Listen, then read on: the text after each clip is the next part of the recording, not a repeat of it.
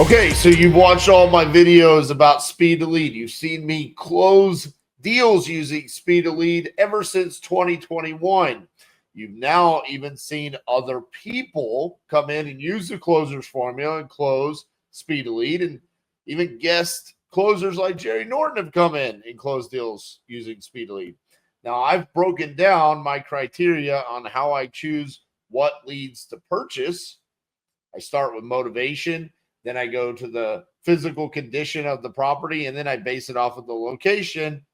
And really, all I care about with the location is how many buyers do I have there? Do I have more than 2,000 in buyers in the county? But some of you still, just based off of your experience, the reps that you've put in, you still have made decisions to move away from some of the criteria that I use to successfully close deals using speed to lead. So today I'm going to show you how speed to lead has actually gotten better, and they're going to take away some of your self-imposed objections that you've come up with. One of the things that I've heard recently over the past, I don't know, let's just say 4 months, it's probably been longer, is the AI predictive cold call leads. Man, those suck.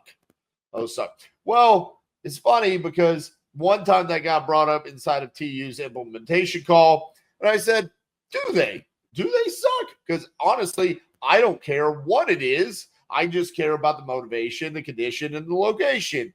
So I hopped into my Speed of Lead account, my own personal account that I use. And the last 6 leads that I had purchased were all AI predictive cold call leads. And I closed 2 out of the 6, which is monster numbers. Imagine if I told you guys that your KPI needed to be, you could close 1 out of every 3 leads. You would be like, that's impossible. So, Speed to Lead, unlike any other vendor out there, listens to their customers' feedback and as quickly as possible implements solutions. Speed to Lead has decided they want to be the most transparent PBL provider out there. Just like Titanium is the most transparent about what we do in regards to wholesaling and when we talk to sellers, they want to be just as transparent about their leads prior to you even purchasing the lead. So let me show you guys what they've gone and done. Look at Gene, this crazy guy. So here we are. We got a lead in Hickory, North Carolina. Financial reasons. That's good motivation. Repairs needed. Cosmetics. Okay. Location. We got 3,500 buyers in the city, 7,000 in the county. This hits our criteria, but look at this in the bottom right corner. This is a sell your house fast from call leads, from triple verified call leads, okay? It's a cold call lead. This is the one that you want to pass on because you think they're not good. Well, now you just, with a click of a button, boom, under analyze the recording, we got an AI text summary of the call recording. The homeowner shows moderate motivation to sell, primarily viewing the vacant lot as an investment to control neighboring development rather than a current necessity. Price expectations are firm, and a seller expressed reluctance toward below market offers. Boom! We're not going to buy that one. Move on. Retirement elsewhere. I've never really loved retirement elsewhere, so I go on to the next one. Richmond, Virginia. Great location. Tons of buyers. Tired landlord. Cosmetic. Let's see what this recording was. Oh, that one failed because, technology. Failed to generate summary due to an error. All right, we'll move on to the next one. Coming down here. Emergency reasons. Cosmetic. Chicago. Tons of buyers. Let's analyze it. The homeowner expressed high motivation to sell immediately due to personal health challenges and the multi-level layout being difficult to manage. Sell price expectations were mentioned, but openness to below market offers was not clearly stated. The property is described as being in good condition with no major repairs needed, rated 9 out of 10 by the owner.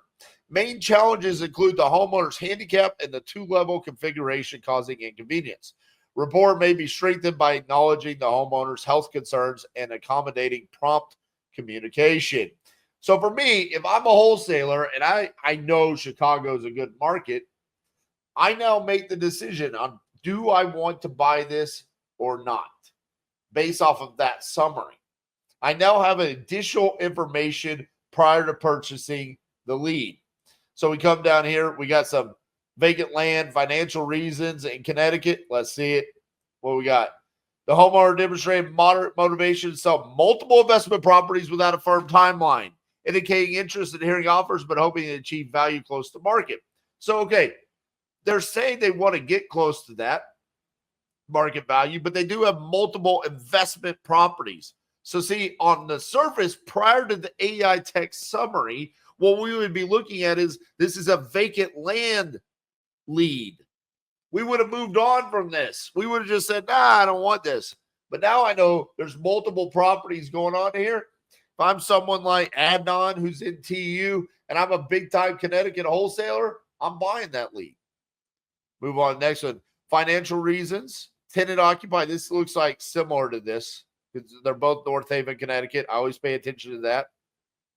Don't want to buy the same lead multiple times. All right, we come down.